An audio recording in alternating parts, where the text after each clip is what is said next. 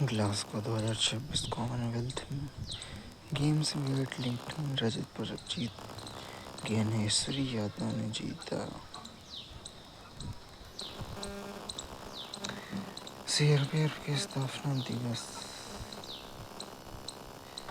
27 जुलाई।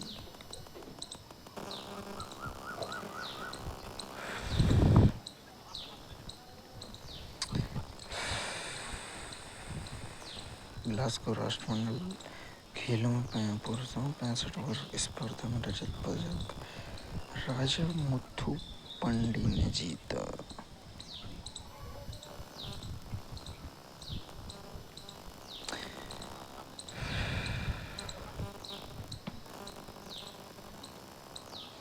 राष्ट्रीय शोवा रिगपा संस्थान और मोरारजी देसाई राष्ट्रीय योग संस्थान ने लेह में योग कल्याण प्रशिक्षण प्रमाण पत्र पाठ्यक्रम शुरू किया। लेह स्थित राष्ट्रीय शोवा रिगपा संस्थान में 3 माह 400 घंटे का योग कल्याण प्रशिक्षण प्रमाण पत्र पाठ्यक्रम शुरू किया गया। यह पाठ्यक्रम नई दिल्ली स्थित मोरारजी देसाई योग संस्थान और लेह स्थित राष्ट्रीय शोवा संस्थान के सहयोग से MDNIV के दिशा निर्देशों के अनुसार संचालित किया जा रहा है। इस पाठ्यक्रम का औपचारिक उद्घाटन पूज्य भिक्षु संघ सेना प्रधानमंत्री योग पुरस्कार विजेता और महाबोधि अंतर्राष्ट्रीय ध्यान केंद्र के संस्थापक अध्यक्ष द्वारा किया गया।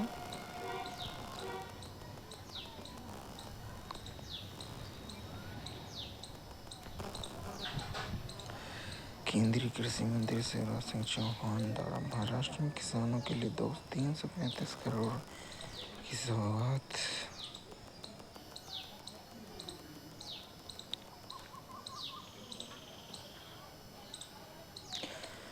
महाराष्ट्र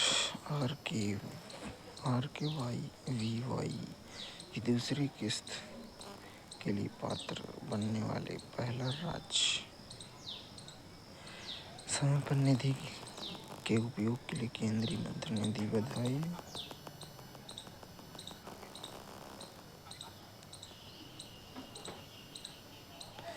कोयला गैसीकरण और स्वच्छ कोयला प्रौद्योगिकी को बढ़ावा।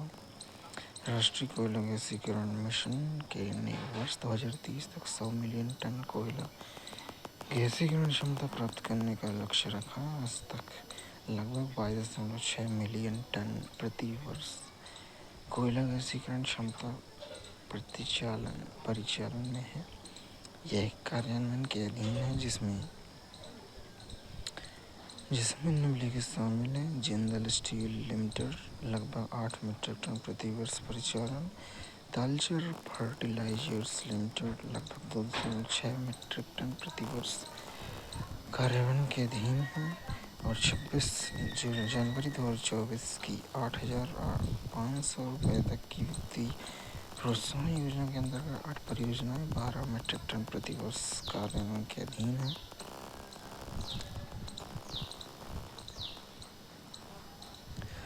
कोयला की आयात में गिरावट। वित्त वर्ष 2025-26 में तापीय ऊर्जा संयंत्रों द्वारा आयातित कोयला की मात्रा 45.4 मिलियन टन थी, जबकि 24-25 में 62.5 मीट्रिक टन थी, जिसमें 27.4% की गिरावट दर्ज की गई है।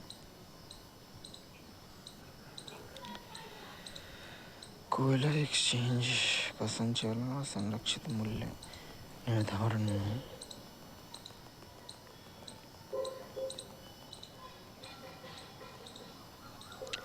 भारतीय स्वतंत्रता आंदोलन पर आधारित राष्ट्रीय संग्रहालय और स्मारक।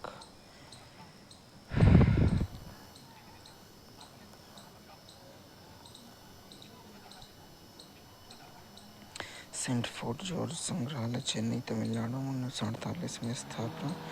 1857 स्मारक संग्रहालय रेजिडेंसी लखनऊ में 1970 में स्थापना। याद-ए-जलिया दिल्ली में स्थापना 2019 में। नेताजी सुभाष चंद्र बोस ने दिल्ली में स्थापना 2019 में। आज़ादी के दीवाने दिल्ली में 2019 में। महात्मा गांधी राष्ट्रीय आगा खान पैलेस पुणे महाराष्ट्र में 2019 में स्थापना। राष्ट्रीय विज्ञान संग्रहालय परिसर। भारत का एकीकरण। सरदार पटेल शीर्षक वाली स्थायी प्रदर्शनी का अत्यंत संवादात्मक डिजिटल गैलरी दिल्ली में स्थापना 2016 में। राष्ट्रीय विज्ञान केंद्र दिल्ली द्वारा गांधी पीडिया एक AI सक्षम डिजिटल ज्ञान भंडारण और संवादात्मक वेब पोर्टल है जो महात्मा गांधी के जीवन दर्शन और संपूर्ण साहित्य को समर्पित है।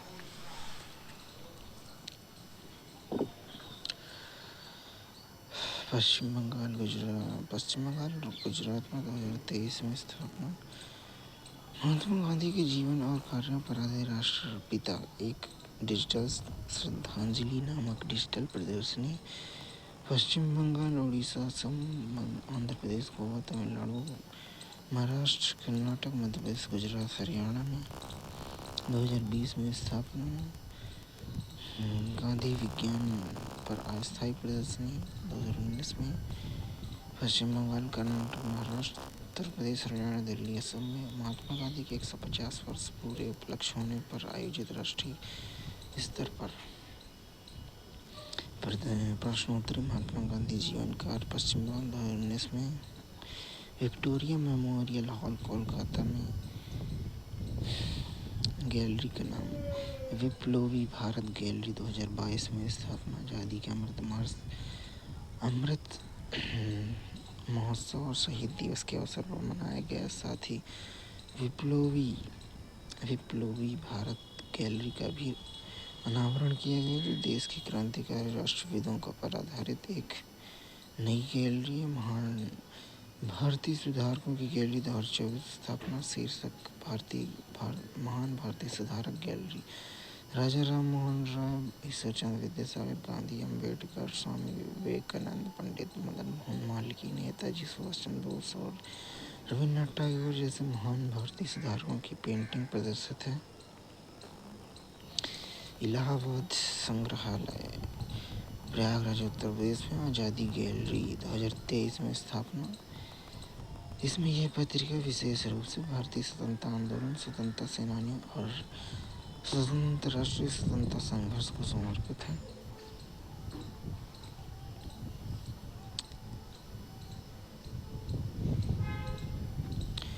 कला एवं संस्कृति विभाग मणिपुर सरकार की मणिपुर में 2023 में स्थापना। नेताजी की 125वीं जयंती पर यंग इंडिया कोणार्कपुरी उड़ीसा में स्थापना 2023-24 में।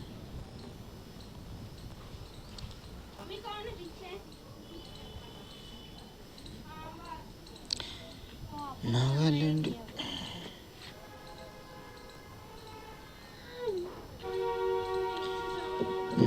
सरकार कला एवं संस्कृति विभाग नागालैंड में स्थापना 23-24 और 25-26 में। नागालैंड के फेक जिले के रुजाजू गांव में नेताजी सुभाष चंद्र बोस और INA के स्मारक पार्क के निर्माण के लिए कला संस्कृति विज्ञान विभाग नागालैंड सरकार ने नागालैंड में 23-24 में नागालैंड के जुगहेबोतो जिले के अखाहू स्थित तिजू द्वीप परिसर में नेताजी सुभाष बोस सभागार के निर्माण हेतु कला एवं संस्कृति विभाग नागालैंड सरकार द्वारा नागालैंड में 2022-23 में नागालैंड के कोहिमा जिले में किंग वेगा में Netaji Subhash memorial hall indoor stadium का निर्माण।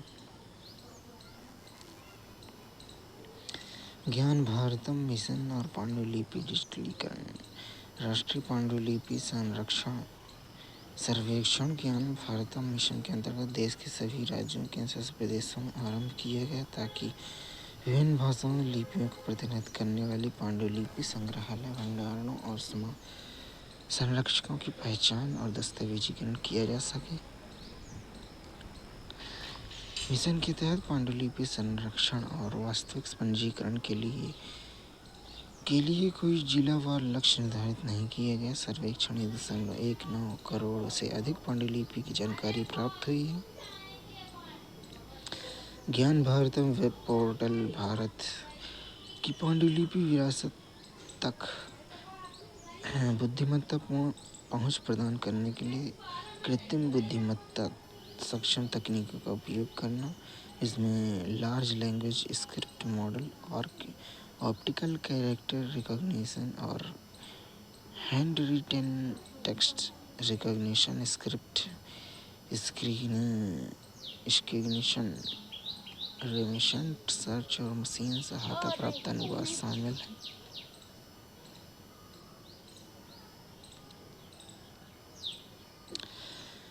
ज्ञान भारतम पहल के अंतर्गत पांडुलिपि और क्लस्टर भागीदार संस्थान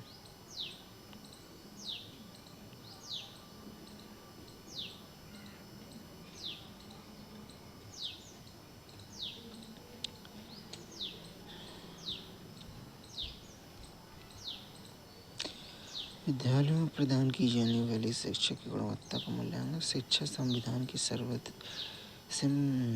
संविधान की संवर्धित सूची के अंतर्गत आता है, जिसमें विद्यालय और उच्च शिक्षा संस्थान राज्यों, केंद्र शासित प्रदेशों के अधिकार क्षेत्र में शिक्षा मंत्रालय राष्ट्रीय शिक्षा नीति 2020 द्वारा निर्देशित जो शिक्षार्थियों के समग्र विकास और मूल्यांकन की ऐसी पद्धति पर बल देती जिसमें रटने और केवल अंतिम परीक्षाओं से हटकर नियमित निर्णयात्मक और दक्षता आधारित मूल्यांकन को बढ़ावा दिया जाता है। ये पद्धति सीखने, आलोचनात्मक चिंतन, वैचारिक समझ और शिक्षण अधिगम क्रियाओं के निरंतर सुधार को प्रोत्साहित करती है।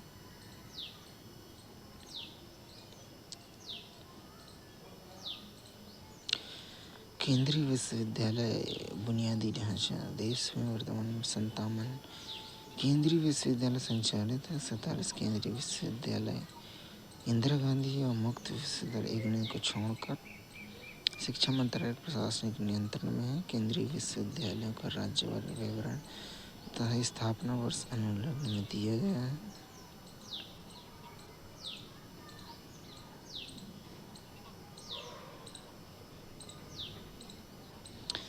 PMONOMOS योजना कार्यान्वयन वन नेशन वन सब्सक्रिप्शन योजना के अंतर्गत सभी 5 संस्थानों को 32 प्रकाशकों की 13,000 से अधिक पत्रिकाओं तक पहुंच प्रदान की जाती है। ये पत्रिकाएं विज्ञान, प्रौद्योगिकी, चिकित्सा, कला और मानकी सहित विविध विषयों को समाहित करती हैं।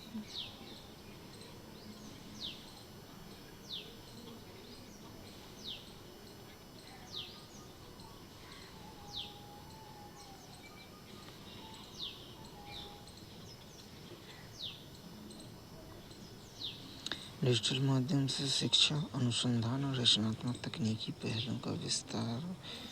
शिक्षा मंत्रालय डिजिटल शिक्षा संरचना के संवर्धन का कार्य 100 करोड़ रुपए के अलग से किए गए राष्ट्र स्वतंत्र आवंटन के बजाय अपनी प्रमुख केंद्र प्रायोजित योजना समग्र शिक्षा के माध्यम से करती है।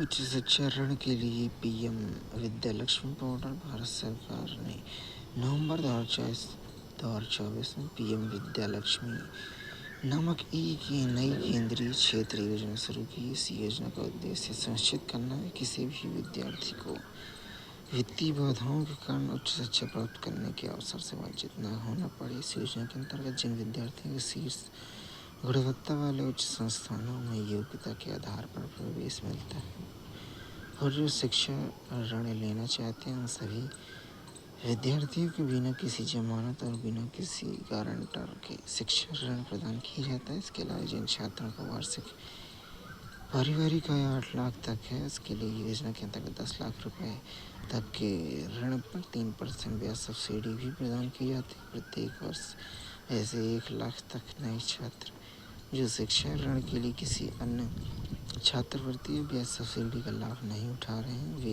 इन ब्याज सब्सिडी के पात्र हैं।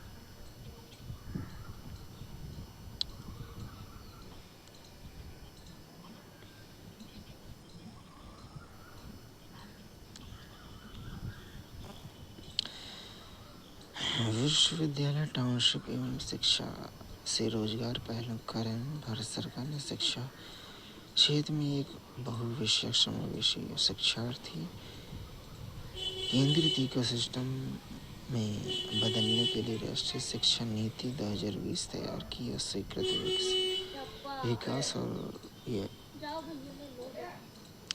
सभी के लिए शिक्षा की पहुंच, क्षमता और गुणवत्ता बढ़ाने को उच्च प्राथमिकता देते हैं।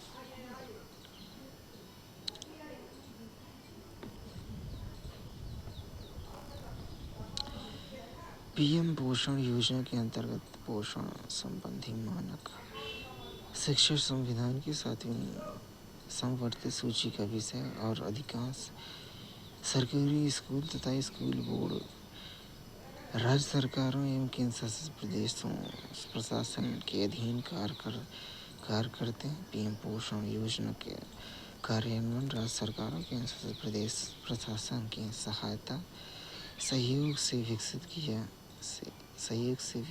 किया जाता है।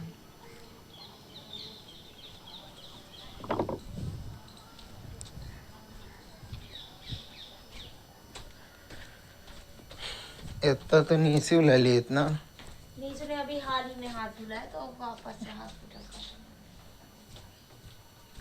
जस्ट 1 मिनट पहले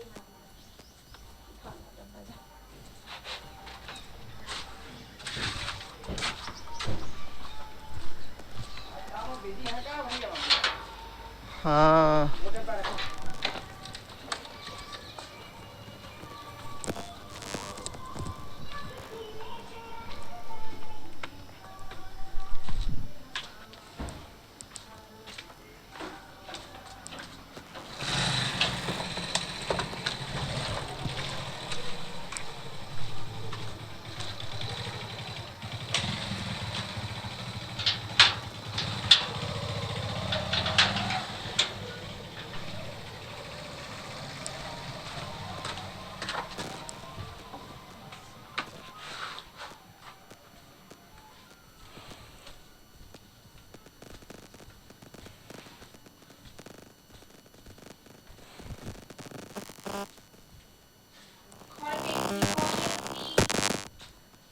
खाली पेट गोली खत्म हो गई।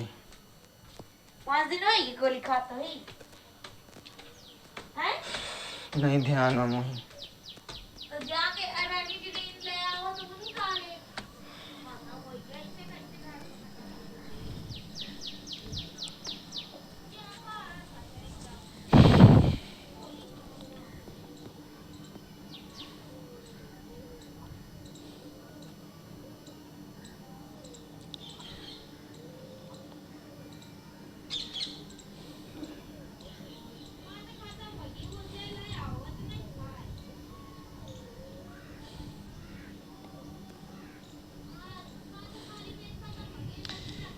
पीएम पोषण योजना के अंतर्गत पोषण संबंधी मानक बाल वाटिका कक्षा 1 से ठीक पहले तथा कक्षा 1 से 8 तक के सरकारी सहायता प्राप्त स्कूलों की अध्ययनरत सभी बच्चों को गर्म और पौष्टिक भोजन उपलब्ध कराने की पूरी जिम्मेदारी राज्य सरकार और केंद्र शासित प्रदेश प्रशासन की है। राज्यों और केंद्र शासित प्रदेशों यूटी को प्रोत्साहित किया जाता है कि वे निर्धारित पोषण खाद्य मानकों के अंतर्गत स्थानीय परिस्थितियों के अनुरूप भोजन का मेन्यू निर्धारित करें और मोटे अनाज, मिलेट, सब्जियों, मसाले आदि जैसे स्थानीय स्तर पर उगाई जाने वाली खाद्य सामग्री की खरीद को प्राथमिकता दें। पीएम पोषण के तहत सभी पात्र बच्चों को स्कूल के सभी कार्य दिवसों पर एक समय पर गर्म पका हुआ भोजन उपलब्ध कराया जाता है। राष्ट्रीय खाद्य सुरक्षा अधिनियम 2013 तथा इस योजना के दिशा निर्देश के अनुसार योजना के अंतर्गत निर्धारित पोषण और खाद्य मानक निम्नलिखित हैं, जिसमें कैलोरी में प्राथमिक कक्षा के लिए 450 कैलोरी, उच्च शिक्षा के लिए उच्च प्राथमिक कक्षा के लिए 700 कैलोरी, प्रोटीन प्राथमिक कक्षा के लिए 12 ग्राम और उच्च प्राथमिक कक्षा के लिए 20 ग्राम अनाज, 100 ग्राम प्राथमिक कक्षा के लिए, उच्च प्राथमिक के लिए 150 ग्राम, दालें 20 ग्राम प्राथमिक कक्षा के लिए, 30 ग्राम उच्च प्राथमिक कक्षा के लिए, सब्जियां 50 ग्राम प्राथमिक कक्षा के लिए, उच्च प्राथमिक कक्षा के लिए 75 ग्राम, तेल और वसा 5 ग्राम प्राथमिक कक्षा के लिए और उच्च प्राथमिक कक्षा के लिए 7.5 ग्राम, नमक और मसाले आवश्यकता अनुसार प्राथमिक के लिए, उच्च के लिए आवश्यकता अनुसार। इसके अलावा कुल आवर्ती बजट का 5% फ्लेक्सी कंपोनेंट के रूप में निर्धारित किया गया, जिसका उपयोग राज्य एवं केंद्र शासित प्रदेश स्कूल पोषण, बाल वाटिका की स्थापना तथा चिन्हित जिलों में पूरक पोषण संबंधी पहल के लिए कर सकते हैं। इसके अलावा अनेक राज्य एवं केंद्र शासित प्रदेश स्थानीय खान पान की आदतें, सांस्कृतिक प्राथमिकताओं, खाद्य सामग्री की उपलब्धता तथा आहार संबंधी परंपराओं को ध्यान में रखते हुए अतिरिक्त पोषण उपलब्ध कराते हैं।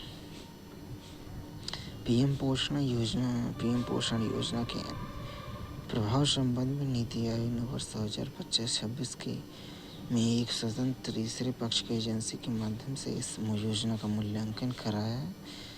अध्ययन में यह निष्कर्ष सामने आया कि पीएम पोषण योजना का बच्चों के पोषण स्तर में सुधार लाने तथा उन्हें सीखने के परिणामों को बेहतर बनाने का सकारात्मक प्रभाव पड़ा।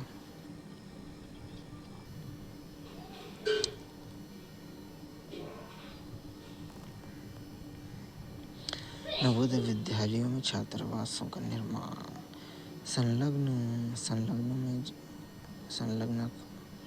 में जवाहर नवोदय विद्यालय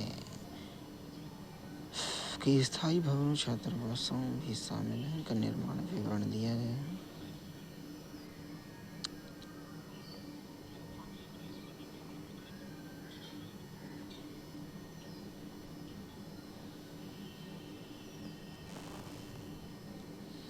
पीएम श्री योजना के अंतर्गत विद्यालय प्रधानमंत्री school for rising India PM Shri योजना के अंतर्गत विद्यालयों के प्रदेशवार संख्या, इन विद्यालयों में गैर हिंदी स्थानीय भाषाओं के नियुक्त शिक्षकों का विषय विवरण भाषावार प्रदेशवार दिया गया है।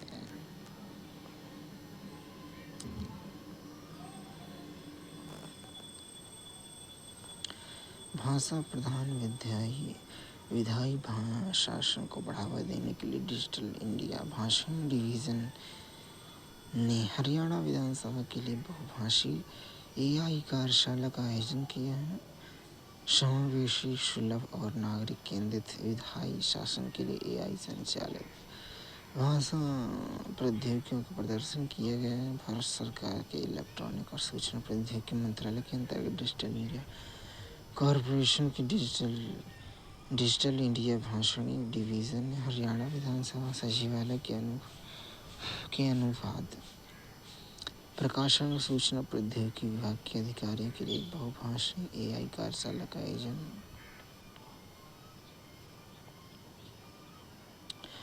डिजिटल इंडिया भाषणी डिवीज़न के अंतर्गत आने वाला एक डिजिटल इंडिया भाषणी विभाग इलेक्ट्रॉनिक सूचना मंत्रालय के अधीन कृत्रिम बुद्धिमत्ता द्वारा संचालित बहुभाषी डिजिटल समावेश के लिए भाषा का राष्ट्रीय मंच है।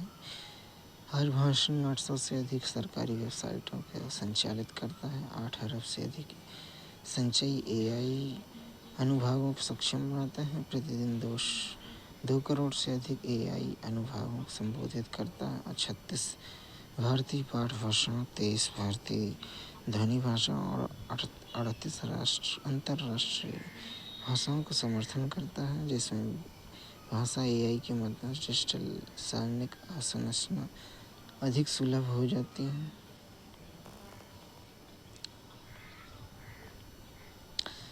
बजट राष्ट्रीय शिक्षा नीति डिजिटल डेटा संरक्षण और आधार सुधारों पर सारणिक परामर्श से नागरिकों की नीति निर्माण से बड़ी भागीदारी। माईगॉव के माध्यम 6.32 करोड़ से अधिक नागरिकों की भागीदारी।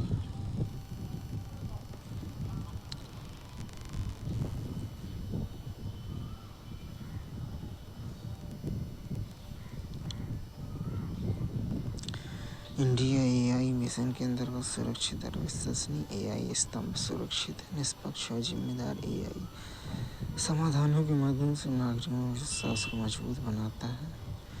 इंडिया एआई मिशन के तहत 13 जिम्मेदार एआई परियोजनाएं, 58 एआई उत्कृष्टता केंद्र, 27 डेटा एवं एआई प्रयोगशाला सुरक्षित और विश्वसनीय एआई को सुदृढ़ बनाती हैं।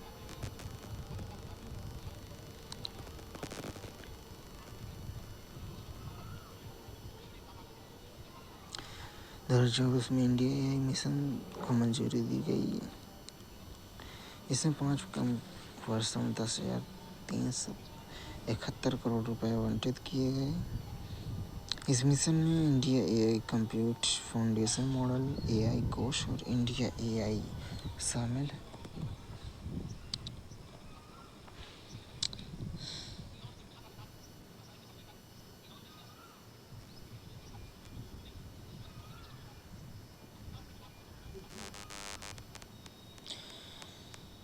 भारत के एनडीसी लक्ष्य। भारत के राष्ट्रीय स्तर पर निर्धारित योगदान एनडीसी लक्ष्य 3 मात्रात्मक लक्ष्य हैं शामिल है। जीडीपी के अंतर्गत तीव्रता को कम करना, कुल स्थापित विद्युत क्षमता में गैर जीवाश्म ईंधन ऊर्जा आधारित संसाधनों की हिस्सेदारी बढ़ाना, अतिरिक्त कार्बन सिंक का निर्माण करना।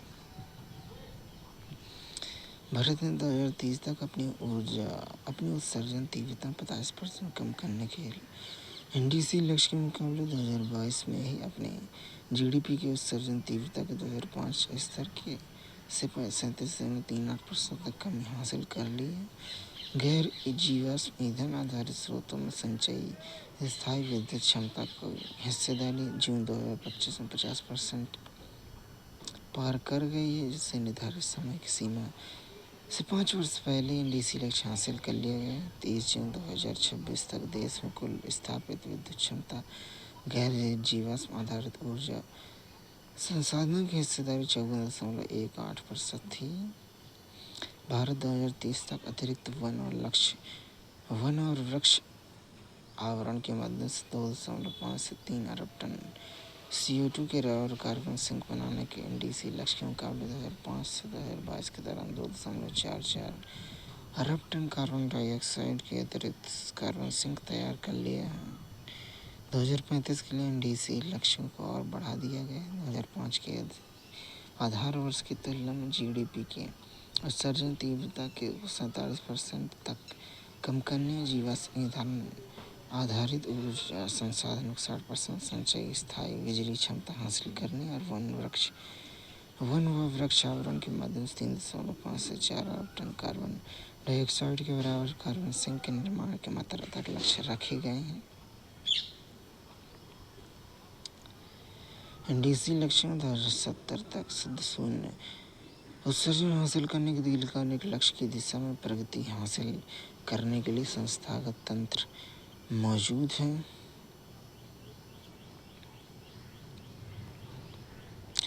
सामुदायिक नेतृत्व वाले वृक्षारोपण अभियान। सरकार ने भीषण गर्मी की लहर और बढ़ते तापमान के प्रभावों से निपटने के लिए कई उपाय किए हैं। राष्ट्रीय आपदा प्रबंधन योजना 17 प्रमुख आपदाओं को सूचीबद्ध करने के लिए हीट वेव भी शामिल है। ये रोकथाम, तैयारी, शमन, बचाव के काम और बहाली के लिए केंद्रीय मंत्रालयों, विभागों, आपदा प्रबंधन प्राधिकरणों के माध्यम से राज्य सरकारों, राष्ट्रीय आपदा प्रबंधन प्राधिकरण, स्थानीय प्राधिकरण और अन्य हितधारकों की भूमिका और जिम्मेदारी रेखांकित करने के लिए व्यापक जिम्मेदारी ढांचा प्रस्तुत करती है।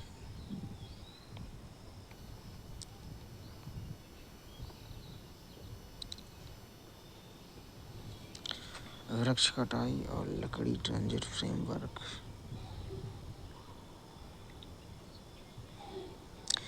कृषि वानिकी के तहत उगाए गए पेड़ों की कटाई और लकड़ी के परिवहन परमिट जारी करने का विनियमन संबंधित राज्य सरकारों द्वारा वन अधिनियम 1927, राज्य विशेष वन अधिनियम, राज्य विशेष वन प्रबंधन अधिनियम, इसके अंतर्गत बनाए गए नियमों और माननीय न्यायालयों के आदेशों के प्रावधानों के अंतर्गत किया जाता है।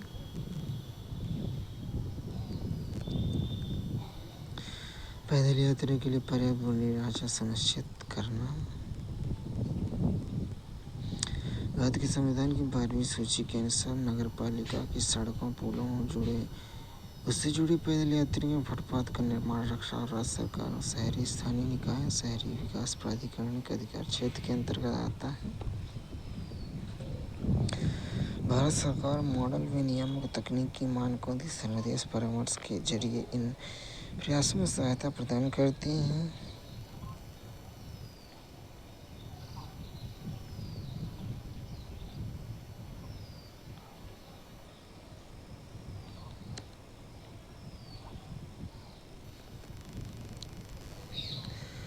पीएम स्वनिधि के तहत premium street vendor Atmanirbhar Nidhi योजना 2020 में 1 जून को शुरू की गई। 12 जुलाई 2026 तक 76.95 लाख स्ट्रीट वेंडर 18,475 करोड़ के कुल 1.15 करोड़ ऋण लिए गए हैं।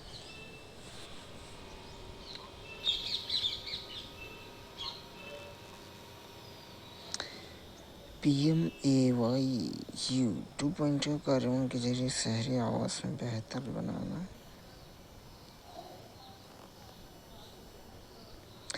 मदन पिल्लई कैसे बना स्वर्ण अपशिष्ट शहर। स्वच्छ भारत मिशन अर्बन 2.0 के विजन से प्रेरित होकर मदन पिल्लई नगरपालिका वैज्ञानिक अपशिष्ट प्रबंधन संसाधनों के सतत पुनर्वितरण के माध्यम से शहरी स्वच्छता को नया रूप दे रहा है। मदन पिल्लई 62 टन ठोस अपशिष्ट उत्पन्न करता है। 25 TPD शुष्क अपशिष्ट, 36 TPD गीला अपशिष्ट, 0.5 TPD घरेलू खतरनाक अपशिष्ट।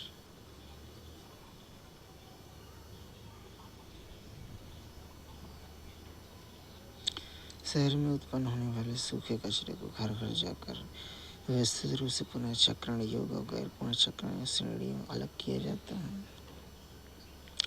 पुनर्चक्रण योग्य सामग्री पुनर्प्राप्ति केंद्र में भेजा जाता है, उसका प्रसंस्करण किया जाता है। संसाधन पुनर्प्राप्ति के लिए अधिकृत पुनर्चक्रण इकाइयों को भेजा जाता है। पुनर्चक्रण योग्य न होने वाले कचरे को प्रसंस्करण के लिए सीमेंट कारखाना में भेजा जाता है। यह पहल न केवल कचरा के उपयोग दक्षता में सुधार लाती बल्कि नगरपालिका के लिए अतिरिक्त राजस्व उत्पन्न करने में सहायक होती है।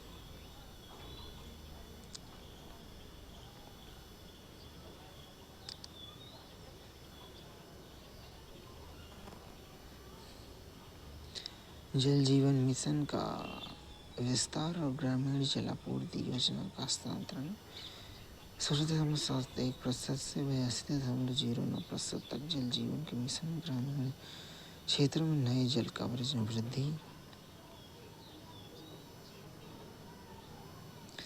प्रति व्यक्ति प्रतिदिन 55 लीटर सुरक्षित पेयजल उपलब्ध कराने का उद्देश्य भारत सरकार राज्यों के साथ साझेदारी।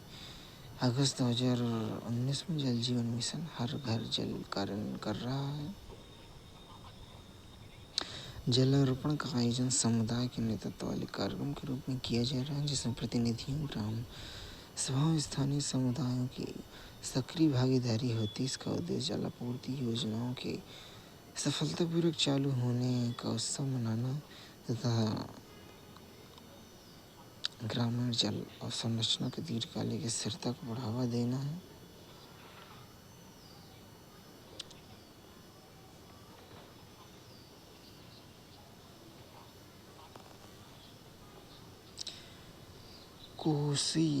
कोसी मेची अंतरराज्यीय लिंक परियोजना। यह परियोजना 2029 तक पूरी होने वाली है।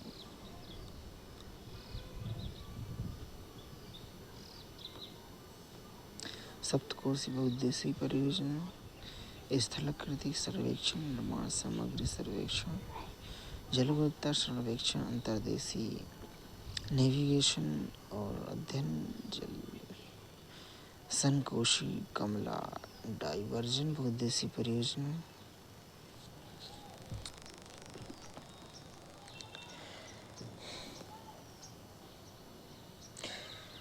क्लस्टर परियोजना का सामाजिक आर्थिक प्रभाव, तकनीकी प्रगति। गुजरात सरकार द्वारा दी गई सूचना के अनुसार प्रस्तावित खंबात खाड़ी परियोजना राज्य सरकार की एक महत्वाकांक्षी जल संसाधन पहल है। यह पहल खंबात की खाड़ी में एक बांध निर्माण के माध्यम से दुनिया के सबसे बड़े तटीय मीठे जल के जलाशयों में से एक के निर्माण की परिकल्पना की गई है।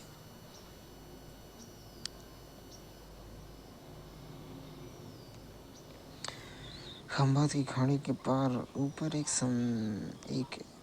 प्रस्तावित राजमार्ग साइरेन कॉरिडोर विकसित शामिल है। वर्तमान परियोजना लेआउट के अनुसार कॉरिडोर के भावनगर और सूरत के बीच एक मात्रा की बीच यात्रा की दूरी 179 किलोमीटर कम होने की संभावना है। मौजूदा सड़क मार्ग के माध्यम से लगभग 365 किलोमीटर है, जबकि प्रस्तावित डाई कॉरिडोर के माध्यम से 177 किलोमीटर हो जाएगी, जिससे क्षेत्रीय कनेक्टिविटी सुधार होगा, यात्रा समय कम होगा।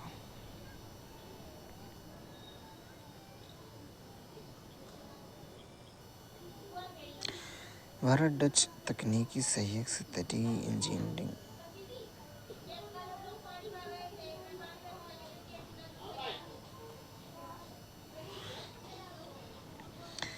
ESIC द्वारा स्वास्थ्य सुविधाओं का विस्तार। कर्मचारी राज्य बीमा निगम ESIC नियोक्ता कर्मचारियों के पंजीकरण हेतु SPRE 2025 योजना जुलाई 2025 से जनवरी 2026 तक प्रारंभ की। योजना के तहत संगठित क्षेत्र के उन नियोक्ताओं कर्मचारियों को एक बार का अवसर प्रदान किया गया जिसमें अनजाने में ESI कवरेज से बाहर जोड़ा गया, ताकि वे पीछे की कवरेज का दंडात्मक कार्रवाई चिंता किए बिना पंजीकरण करा सकें।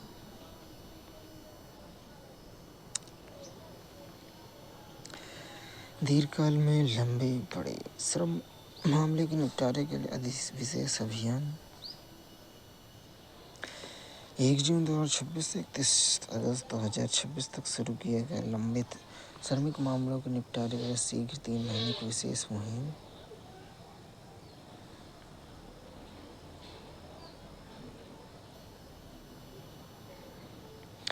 अटल बीमित व्यक्ति कल्याण योजना। कर्मचारी राज्य बीमा निगम अटल बीमित व्यक्ति कल्याण योजना की अवधि 1 जुलाई 2026 से 30/6/2027 तक स्वीकृत है। अटल बीमित व्यक्ति कल्याण योजना ABVKY के लाभ प्राप्त करने के लिए पात्रता के अनुसार लाभार्थी व्यक्ति की बेरोजगारी ठीक पहले निरंतर 12 महीने तक बीमा योग्य रोजगार में रहना चाहिए। बेरोजगारी के ठीक पहले 12 महीने में किसी एक पूर्ण योगदान अवधि के कम से कम 78 दिनों तक योगदान किया होना चाहिए। बेरोजगारी, कदाचार, लॉकआउट और सुपर एन्यूशिएशन सेवानिवृत्ति या कर्मचारी राज्य बीमा अधिनियम 1947 की व्यवस्था के तहत गलत बयान देने पर दोषी सिद्ध होने के कारण नहीं होना चाहिए।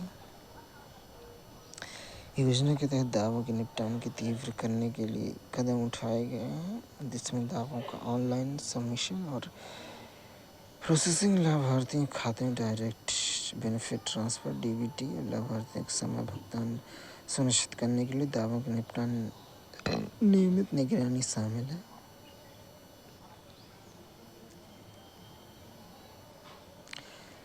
IAS अधिकारी श्री केशव चंद्र ने खान मंत्रालय के सचिव के रूप में कार्यभार ग्रहण किया। राष्ट्रीय अल्पसंख्यक आयोग के संस्थागत पहुंच बढ़ाने की पहल।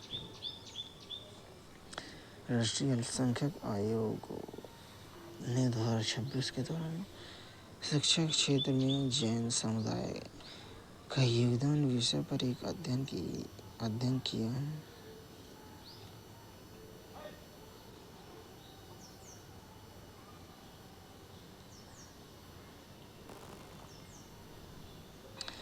अल्पसंख्यकों पर प्रधानमंत्री जन विकास कार्यक्रम का प्रभाव।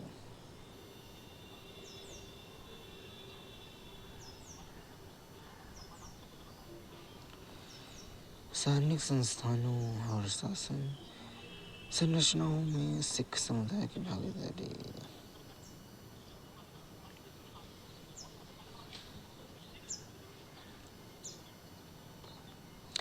केंद्रीय मंत्री श्री राजीव रंजन सिंह ने भारत में पंचायती राज संस्थानों को मजबूत करने के लिए आत्मनिर्भर पंचायत कार्यक्रम समग्र पोर्टल लॉन्च किया और मॉडल OSR नियम जारी किए। आत्मनिर्भर पंचायतें 2047 के विकसित भारत सपने को साकार करने के लिए कुंजी है।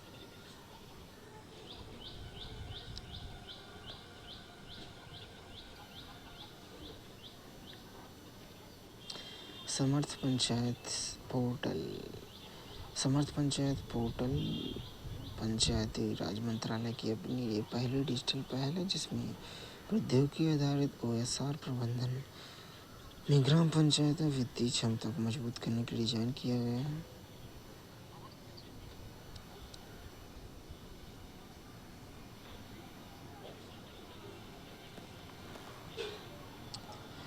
सैंतीस राज्य केंद्र प्रदेश विधानसभा 33 ने राष्ट्रीय विधान एप्लीकेशन के कार्यान्वयन के समझौता ज्ञापन हस्ताक्षर किए। नेशनल विधान एप्लीकेशन ने डिजिटलाइजेशन के जरिए विधायी कामकाज की दक्षता कार्यक्षमता में सुधार किया है।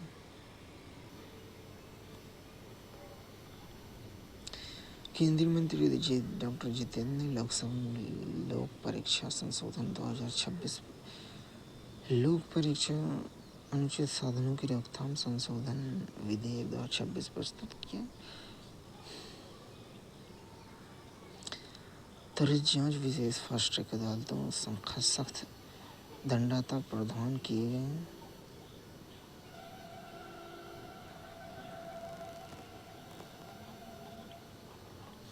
ग्रिड स्थिरता ऊर्जा भंडारण मई 2023 में राजपत्र अधिसूचित राष्ट्रीय विद्युत योजना के अनुसार वर्ष 2026-27 और 30-32 तक बैटरी ऊर्जा भंडारण प्रणाली की अनुमानित स्थापित क्षमता के अनुसार कम से 8.68 गीगावाट या 34 गीगावाट घंटा और 47.24 गीगावाट या 236 गीगावाट घंटा के जरिए 2031 तक 3.49 लाख करोड़ रुपए का अनुमानित विशेष आवश्यकता।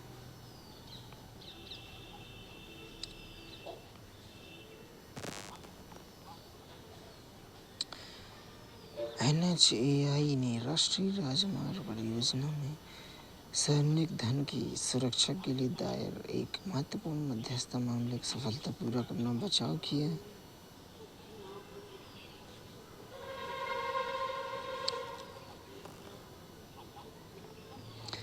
खगोलविदों ने सक्रिय रूप से बन रहे चमकीले नीले ग्रह की खोज की। भारतीय खगोलविदों ने अपने अंतर्राष्ट्रीय सहयोगियों के साथ मलकन निर्माण की प्रक्रिया में एक दुर्लभ ब्लू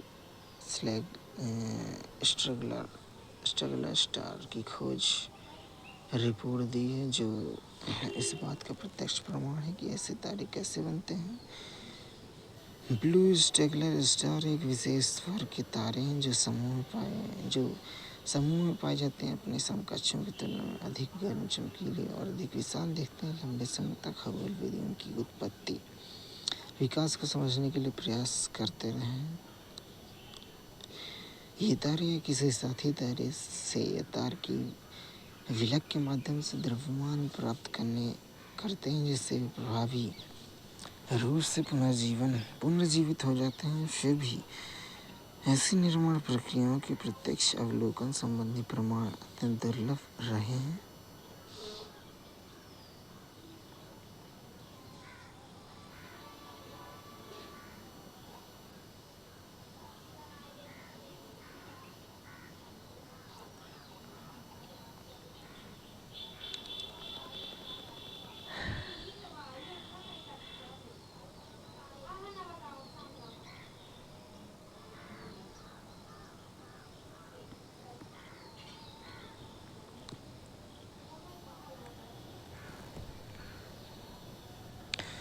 डिजिटल कौशल विकास मंच। सरकार ने कौशल विकास और उद्यमशीलता मंत्रालय के अंतर्गत कौशल विकास इकोसिस्टम के लिए एक डिजिटल सैनिक और संरचना स्किल इंडिया डिजिटल हब विकसित किया। 13 सितंबर 2023 को लॉन्च।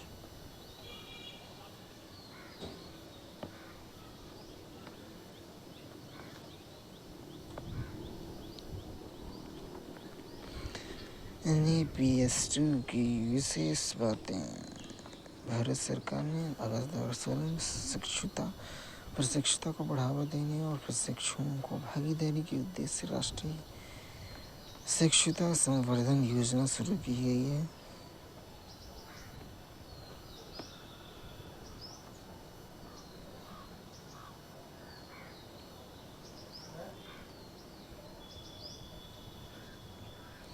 अंतरिक्ष और भू-स्थानीय क्षेत्रों के लिए कौशल विकास।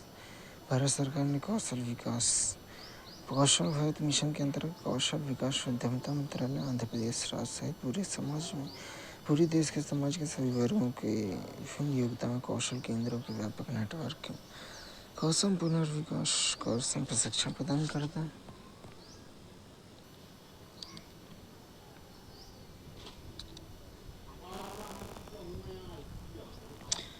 आर्टिफिशियल इंटेलिजेंस और स्किल इंडिया पहल।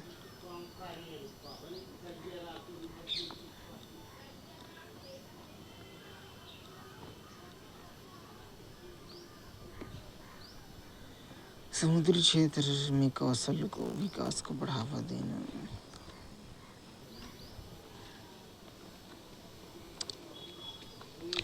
सरकार ने पूर्वोत्तर राज्यों में वरिष्ठ नागरिकों दिव्यांगजनों के लिए कल्याणकारी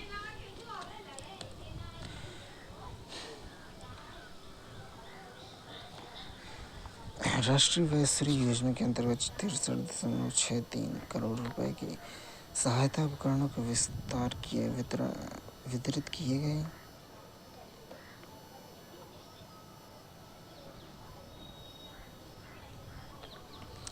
सरकार ने राज्यों एवं केंद्र शासित प्रदेशों को वित्तीय सहायता प्रदान कर अनुसूचित जाति जनजाति अधिनियम के कार्यान्वयन को मजबूत किया है।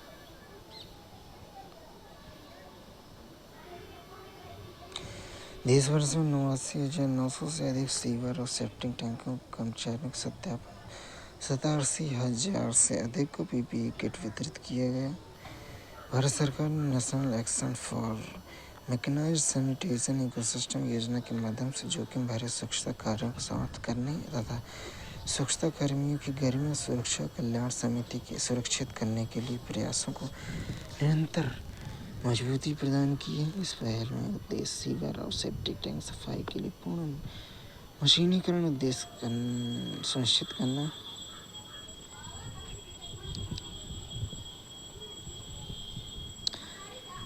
सांख्यिकी और कार्यक्रम कार्यान्वयन मंत्रालय ने अर्थव्यवस्था की गैर नियमित क्षेत्र का कार्यान्वयन करने के लिए गैर नियमित क्षेत्र के उद्यमों का राष्ट्रीय सर्वेक्षण किया। त्रैमासिक तथा वार्षिक परिणाम प्रकाशित किए हैं।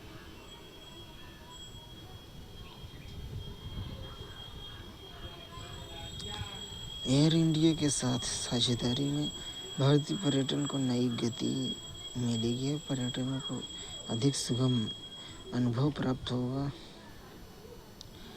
पर्यटन मंत्रालय ने भारत को एक पसंदीदा वैश्विक पर्यटन केंद्र के रूप में बढ़ावा देने के लिए एयर इंडिया के साथ समझौता ज्ञापन पर हस्ताक्षर किए। यह सहयोग इनक्रेडिबल इंडिया ब्रांड के तहत पर्यटन स्थलों के प्रचार, पर्यटन में जुड़े लोक संपर्क और आगंतुकों की सहभागिता को मजबूत करेगा।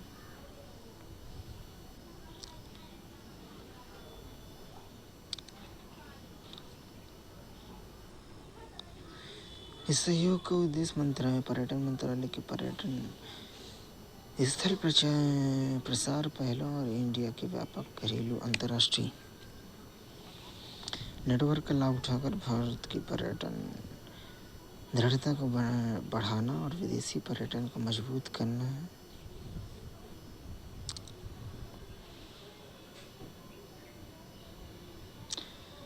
एमवाई भारत कार्यक्रम के तहत 12 लाख से अधिक युवाओं को अनुभवात्मक शिक्षण कार्यक्रमों के माध्यम से व्यावसायिक अनुभव प्राप्त करने का अवसर मिल रहा है।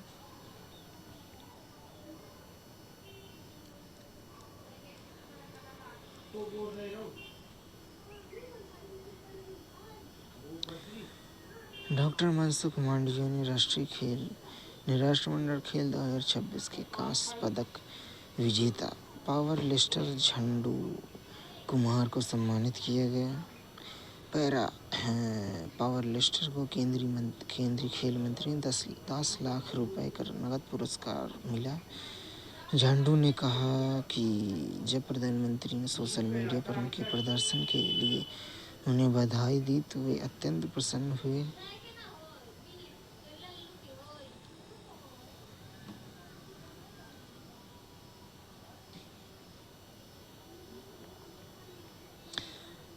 ग्लासगो में मिली शानदार जीत के लिए इस पावर लिफ्टर में खेलो इंडिया पैरा गेम्स 2024 और 25 में लगातार रजत और स्वर्ण जीते हैं। खेलो इंडिया में इस एथलीट निगाहें अब जापान के आईची नागोया में 28 से 24 अक्टूबर 2026 तक की आईची एशियाई पैरा ओलंपिक्स गेम्स पर टिकी हैं। हेपेटाइटिस से निपटने के लिए भारत की लड़ाई हेपेटाइटिस लीवर्स में होने वाला भारत हेपेटाइटिस से निपटने के लिए 2030 तक के लक्ष्य को हासिल करने के लिए स्वास्थ्य सेवाओं से जुड़ी बाधाओं को व्यवस्थित रूप से दूर कर रहा है। National viral hepatitis control programme ने स्वास्थ्य प्रणाली दृष्टिकोण को अपनाया है और संक्रमण को रोकने तथा बीमारियों से प्रभावित लोगों को मुफ्त दवाएं और जांच जैसी सेवाएं देने के लिए इसे कई राष्ट्रीय कार्यक्रमों के साथ जोड़ा है। हेपेटाइटिस लीवर में होने वाला सूजन है। यह हेपेटाइटिस वायरस या अन्य संक्रमणों, शराब और ड्रग्स जैसे जहरीले पदार्थों और ऑटो इम्यून बीमारियों के कारण होता है। हेपेटाइटिस वायरस मुख्य रूप से 5 तरह के होते हैं, जिनमें से टाइप बी और टाइप सी सबसे आम है और इसमें से सिरोसिस और लीवर कैंसर जैसी गंभीर और लंबे समय तक चलने वाली बीमारियां हो सकती हैं। भारत में हेपेटाइटिस को सार्वजनिक स्वास्थ्य समस्या माना गया है। 2018 में सरकार ने इस बीमारी से निपटने के लिए जांच और इलाज की सुविधा देने वाला नेशनल वायरल हेपेटाइटिस प्रोग्राम शुरू किया है। यह संयुक्त राष्ट्र के सस्टेनेबल डेवलपमेंट गोल के अनुरूप और इसका उद्देश्य कई तरह की वायरल बीमारियों से निपटना है।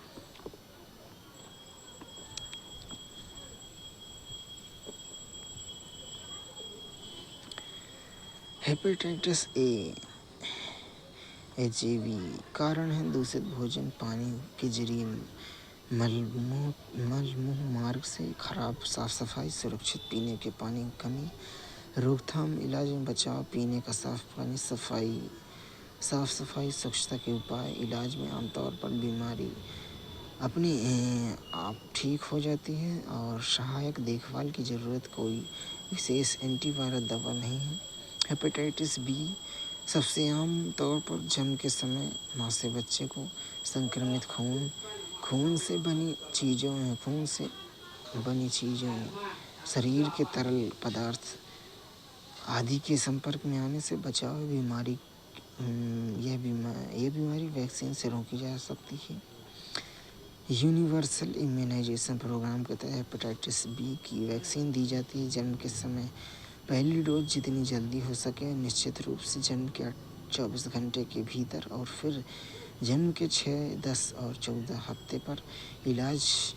क्रोनिक हेपेटाइटिस बी का इलाज एंटीवायरल टीके दवाओं से किया जाता है। राष्ट्रीय दिशा निर्देश के अनुसार उपयुक्त मरीजों को दी जाती है। हेपेटाइटिस सी सुरक्षित इंजेक्शन प्रक्रियाओं के दौरान खून के संपर्क से आना, सुरक्षित सुई सिरिंज के कारण के साझा करने से संक्रमित खून से बने उत्पादों और शरीर के तरल पदार्थों आदि के संपर्क में आना। बचाव में नुकसान कम होने के उपाय, सुई सुई डालना और सुरक्षित इंजेक्शन लगाने के तरीके को अपनाना। हेपेटाइटिस सी संक्रमण के बचाव के लिए कोई वैक्सीन उपलब्ध नहीं। इलाज में डायरेक्ट एक्टिंग एंटीवायरल DAA दवाओं के साथ स्पेन जीनोटाइप इलाज के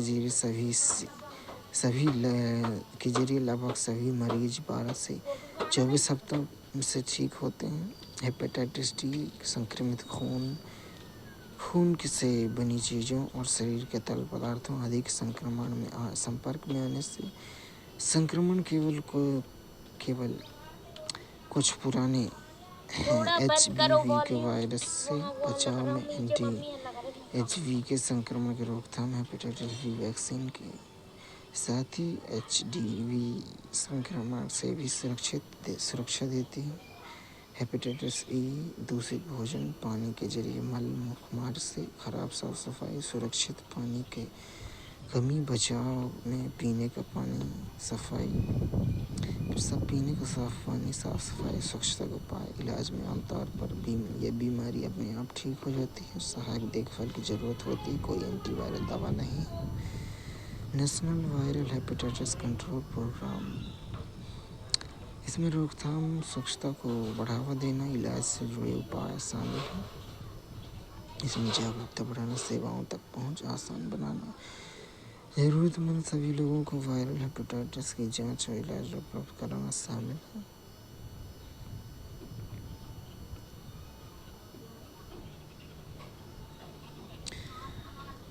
निगरानी के लिए इंटीग्रेटेड डिजीज सर्विलेंस प्रोग्राम के जरिए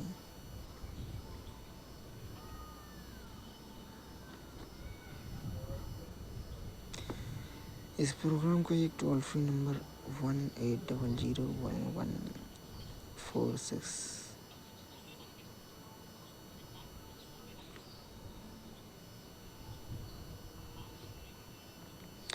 2018 से भारत ने national viral hepatitis control programme पूरे देश में हेपेटाइटिस बी और सी की मुफ्त जांच और इलाज की सुविधा दी जा रही है।